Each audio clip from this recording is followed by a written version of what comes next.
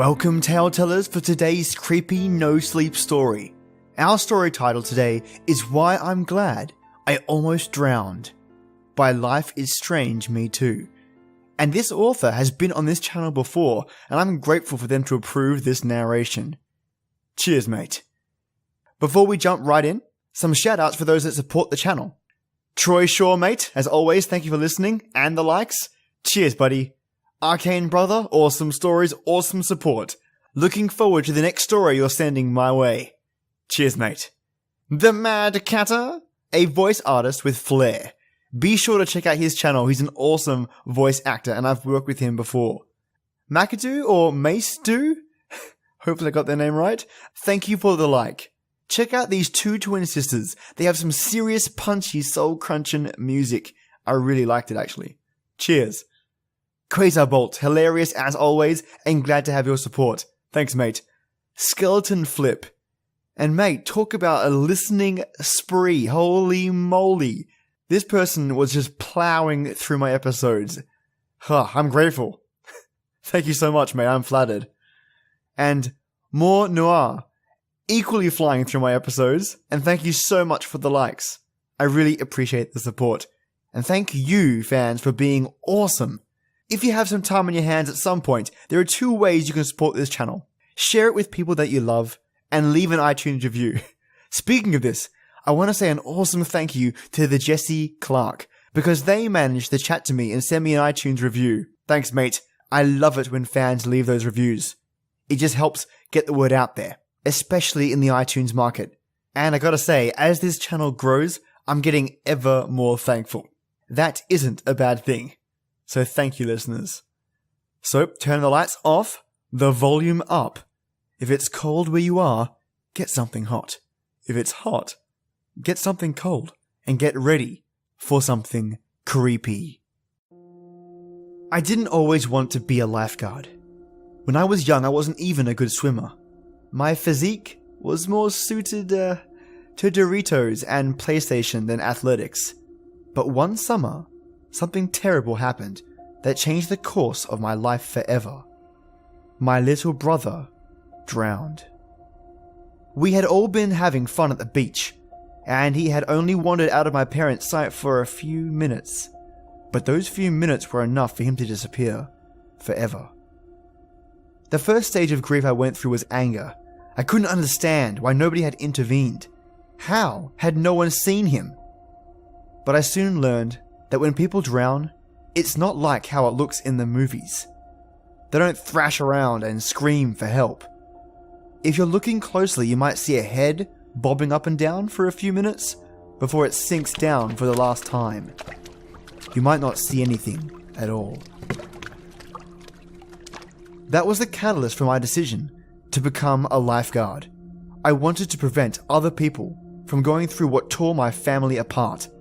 I practiced for hours every day until I was good enough to be hired on at the local beach my brother had drowned at. I was never the Baywatch sort of lifeguard. I was skinny, pale, and completely incapable of tanning. By the end of my first week, my body was so covered in so many freckles, I looked like I had a skin disease. There were rumors among the other lifeguards that the beach was haunted, that the ghosts of drowning victims stayed there to drag others down to the same fate. I didn't think there was anything to the rumor. I figured they were just messing with the new guy who wasn't a part of their clique. But I was about to find out there was something to the rumor after all. The beach was closed that night, and I was sleeping in the lifeguard stand. I didn't have a girl up there or anything, it's just that being a lifeguard full-time didn't really pay the bills. I was just nodding off when I heard the scream. I sat bolt upright, my heart pounding out of my chest. Nobody was supposed to be here this late. But the scream came again, and louder. I heard it more clearly this time. It didn't sound right. It didn't sound like someone in danger. It sounded like someone mimicking a distress call. But I knew I didn't have a choice. If there was a chance somebody really was in danger, I needed to help them. I slid down the ladder and scanned the beach around me. It was totally deserted. Where the hell was the scream coming from? I scanned the horizon of water, and that's when I saw it, a head bobbing up and down. I sprinted through the sound and leapt head first into the icy water. I powered through towards them with all my might, my nose and eyes burning as the salt water splashed into them. The head was staying underwater for longer each time. I knew I didn't have much time left. Just before I reached them, their head went down and didn't come back up. I dove. The water was too murky and dark. My head spun in all directions, but I couldn't see a damn thing. I resurfaced and spit out the salt water. My mind was racing through a million half-formed plans of how to find the person before it was too late. That's when I felt icy fingers close around my ankle. My head whipped around, but no one was there. Yet the grip was strong, and its intention was clear as it began pulling me out to sea. For a flash of a second, I wondered if this was what had happened to my brother. If he'd felt icy hands on him pulling him under as his lungs filled with seawater. I felt my other leg bump into something under the water. I reached down and grabbed hold, and my hand closed around a human arm. I yanked as hard as I could, and a woman came to the surface. It was the woman I'd seen drowning, but she'd been under too long. We needed to get back to shore as soon as possible. I kicked as hard as I could, and I felt the icy fingers slip off my ankle. But I realized, with horror, that I'd been caught in the undercurrent, and it was now pulling me even farther away from the shore. I knew there was no way I'd get us both back alive as I watched the shore shrink in the distance. And that's when I felt the icy fingers again. They clasped around each one of my arms and pulled hard. But this time, they weren't pulling me out to sea. They were pulling me towards shore and out of the undercurrent.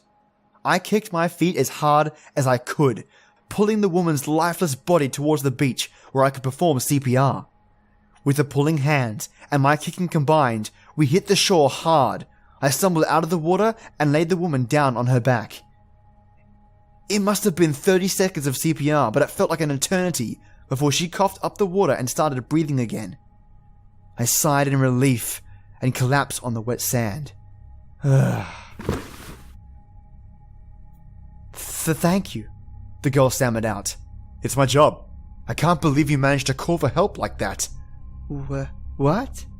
I didn't call for help. I sat back up. Was there someone still out there? I scanned the horizon. My heart stopped. Standing at the water's edge was my little brother. He looked just as he did the day he died, still in his powder blue swimming trunks. He smiled at me and waved. I started towards him, but he shimmered like a mist and vanished into thin air. After that night, the legend of the beach changed.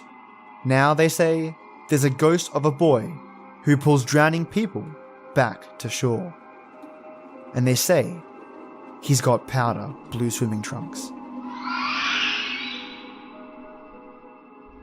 Nothing like a great no sleep to give you no sleep. Thank you so much, Life is Strange Me Too. As usual, you do not disappoint. Your writing style is easy on the ears and translates so well from written to word. Great work, mate. I am sure to keep an eye out for more of your stories. Also, it's my 100th episode coming up, and I thought I'd throw out my idea to you fans. I could do a massive collaboration with narrators from all over the place, or I could do a huge cryptid episode. I mean, I gotta be honest, I like the latter, but I mean, look, it's up to you guys and gals on what you'd like to hear. If you have any suggestions, write them in the comments or send me an email directly. I'd love to hear your thoughts and any ideas you have. So thank you so much for listening, you Tellteller fans. I am so lucky to have fans like you. And Telltellers, it's that time. This is the place where stories live, and you Telltellers come to listen. Enjoy your day or night and join me every weekday for our creepy tradition. And as always, till next time.